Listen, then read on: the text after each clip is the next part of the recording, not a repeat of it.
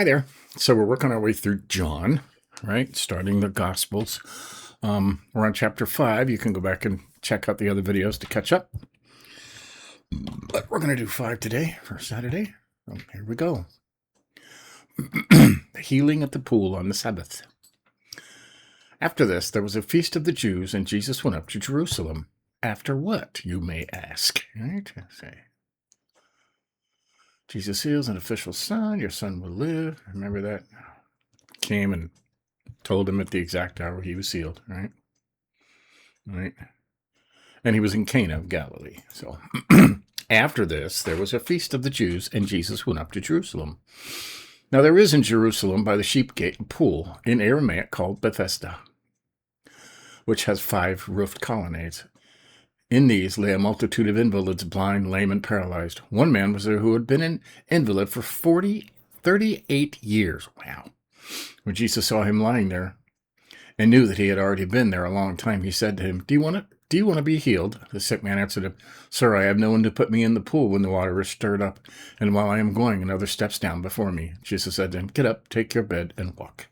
And at once the man was healed, and he took up his bed and walked. Now that day was the Sabbath. Of course it was, right?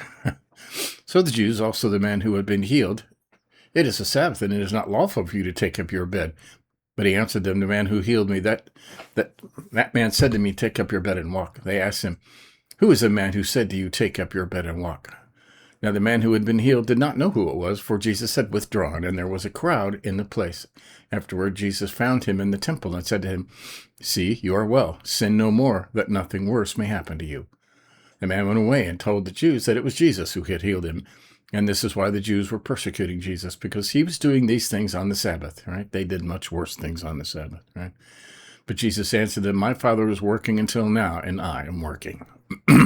Jesus is equal with God.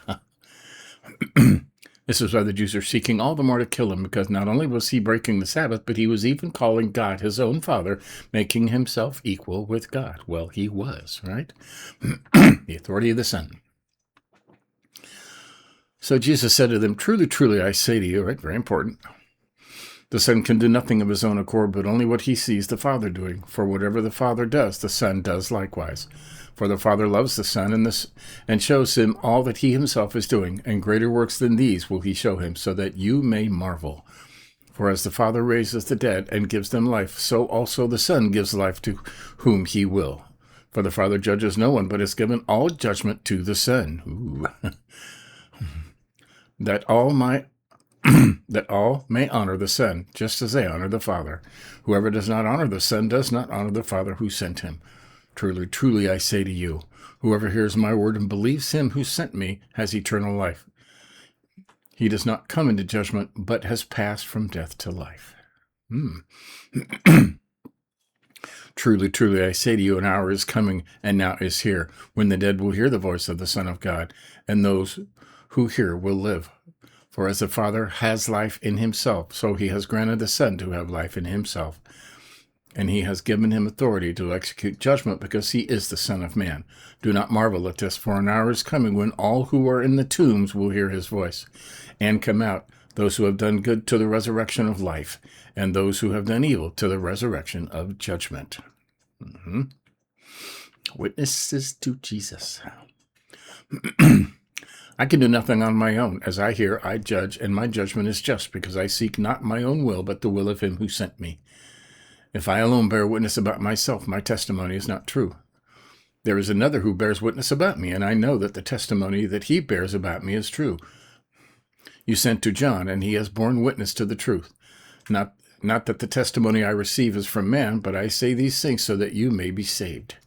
He was a burning and shining lamp, and you were willing to rejoice for a while in his sight. But the testimony that I have is greater than that of John. For the works that the Father has given me to accomplish, the very works that I am doing, bear witness about me that the Father has sent me. And the Father who sent me has himself borne witness about me. His voice you have never heard, his form you have never seen. How do you like his voice you have never heard? Wow. Talking to the Pharisees. And you do not have his word abiding in you, for you do not believe the one whom he has sent. You search the Scriptures because you think that in them you have eternal life, and it is they that bear witness about me. Yet you refuse to come to me that you may have life. I do not receive glory from people, but I know that you do not have the love of God within you. And I have come in my Father's name, and you do not receive me. If another comes in his own name, you will receive him. How can you believe when you receive glory from one another and do not seek the glory that comes from the only God? No. Do not think I will accuse you to the Father. There is one who accuses you, Moses, on whom you have set your hope. For if you believed Moses, you would believe me, for he wrote of me. But if you do not believe his writings, how will you believe my words? Right? Moses wrote about Jesus.